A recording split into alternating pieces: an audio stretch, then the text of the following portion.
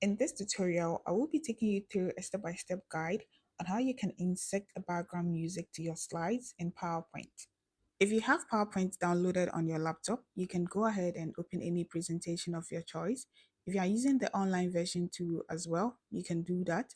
I will be using this sample presentation for my illustration. Now I want to insert a background music to the first part of my slide. All I have to do is select the slide, then navigate my mouse to insert. You navigate your mouse to audio and click on the drop down. You can either select audio browser or audio from file. I have some audio files on my laptop, so I'll go ahead and then select this. In case you want to record your own audio too, you can go with this as well.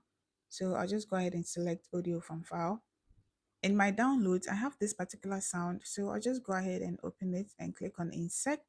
Now it has been inserted for me. I can drag it to any part of the screen where I want it to be, or any part of the slide where I want that to be. You can replay this in case you are unsure of the sound that you've inserted into your slide.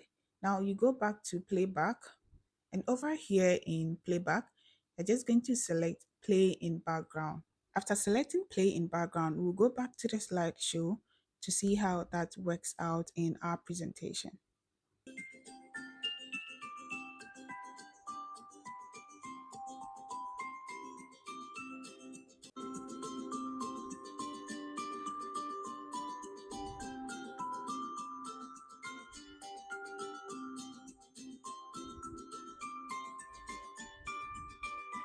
So the background music is working just fine, and then you can go on to present your slide, the other slides, and it will still be playing.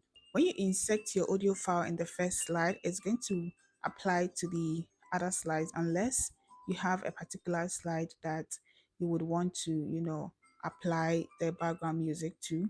Then you can select that and do that. But when you do that in the beginning, it's going to apply to all the slides.